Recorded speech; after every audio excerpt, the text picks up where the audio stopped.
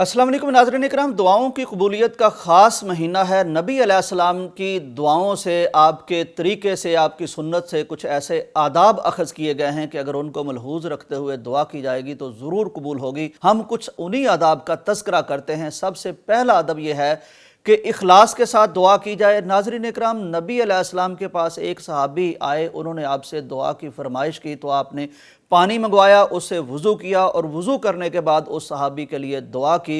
मुहद्दिसीन ने इसे नतीजा निकाला है कि अदब में से एक अदब यह है कि बावज़ू होकर दुआ की जाए।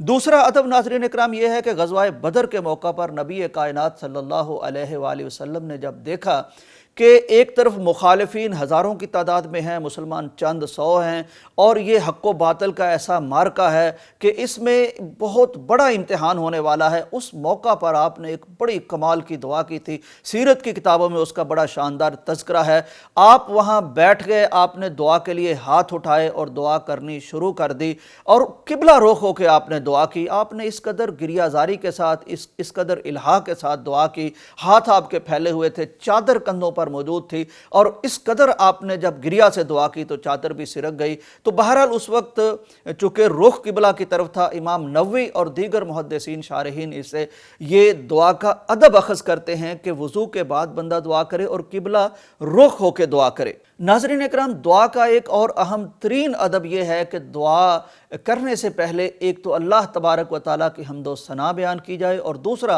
नबी अलैहिस्सलाम पर दुरूद व सलाम भेजा जाए। नबी अलैहिस्सलाम की मस्जिद नबवी का वाक़या है कि एक सहाबी आए और उन्होंने आके दुआ करना शुरू कर दी। उससे पहले ना तो दुरूद पढ़ा, ना अल्लाह ताला की हम्द व सना बयान की। प्यारे पैगम्बर सल्लल्लाहु अलैहि वसल्लम ने जब उसकी इस कैफियत का मुशाहिदा फरमाया तो आपने फरमाया, अजिल्त अय्युहल मुसल्ली, ए नमाजी तुमने दुआ करने में जल्दी कर ली है, दुआ करने में जल्दी नहीं करते।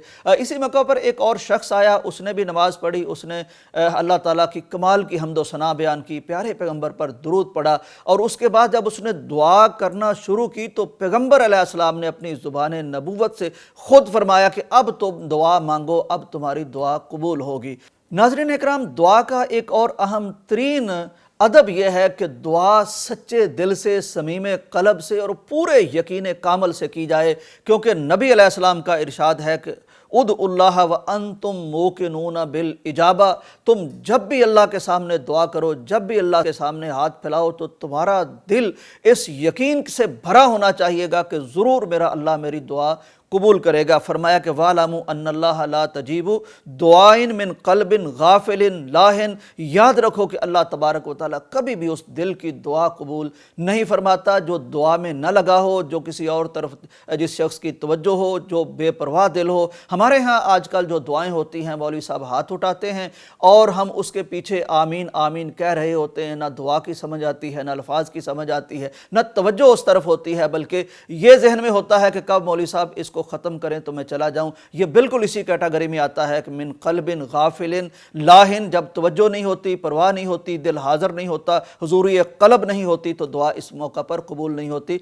तो बिल्कुल कबूलियत का यकीन करके दुआ करनी है। हदीस कुदसी भी है, अल्लाह तबारक व तआला फरमाते हैं कि आना इंदा ज़न्ने अब्दी भी, मेरे मुतल्लिक़ मेरा बंदा जिस तरह का भी गुमान करता है मैं उसी तरह का उसको बन के दिखा देता हूँ। तो अगर हम ये गुमान करके दुआ करेंगे अल्लाह रहीम है, करीम है, देने वाला है, दाता है, अता करने वाला है, वो ज़रूर देगा, तो फिर अल्लाह तबारक व तआला ज़रूर दुआ कबूल कर लेगा। नाज़रीन इकराम, दुआ का एक अदब यह है कि अल्लाह तबारक व तआला के सामने हाथ फैलाकर दुआ की जाए, हाथ उठाकर दुआ की जाए, क्योंकि हदीस मुबारका में है कि अल्लाह तबारक व तआला हय्युन करीमुन, वो बहुत हया करने वाला है, बहुत बड़ा सखी है, दाता है, गंज बख्श है, देने वाला है, अता करने वाला है।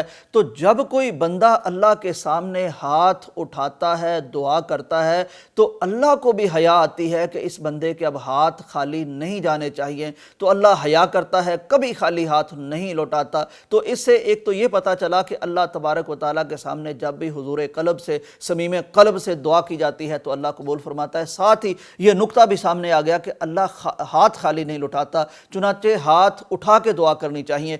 اب ہاتھ اٹھانے کی کیفیت کے بارے میں سعودی مفتی صالح عثیمین سے پوچھا گیا کہ ہاتھ جب ہم اٹھائیں گے تو کیفیت کیا ہونی چاہیے؟ اس بارے میں ایک تو نبی کائنات صلی اللہ علیہ وآلہ وسلم کا اسوہ حدیث سے ہمارے سامنے آتا ہے کہ آپ جب ہاتھ اٹھاتے تھے تو کافی اوپر اٹھاتے تھے، یہاں تک کہ آپ کی بغلوں کی جو سفیدی ہے وہ بھی دکھائی دے جاتی تھی۔ اب ناظرین اکرام، ابن عثیمین سے جو پوچھا گیا وہ یہ کہ دعا میں ہاتھوں کو ملا کے رکھنا چاہیے یا خالی جگہ ہونی چاہیے، تو ان کا کہنا یہ ہے کہ دعا کا ادب یہ ہے کہ ہاتھ ملا کے رکھے جائیں، خالی نہ چھوڑے جائیں، کیونکہ ان کا کہنا یہ ہے کہ ہم جب بھی دیکھتے ہیں نبی علیہ السلام کی سیرت کو، سنت کو، آپ کی سیرت مطہرہ سے ہمیں ایسی کوئی چیز نہیں ملتی جس میں ہاتھوں کے درمیان فاصلہ نقل کیا گیا ہو۔ ناظرین اکرام، یہ دعا کے چند آداب تھے جو اس ماہ مقدس کی خصوصی گھڑیوں میں ملحوظ رکھ کر ہمیں دعا کرنی چاہیے۔ انشاءاللہ اللہ تعالیٰ دعا قبول کرے گا۔ یہ دعا کا مہینہ ہے، یہ مانگنے کا مہینہ ہے، بخشش مانگیے، رزق مانگیے، دین و دنیا کی ترقی مانگیے،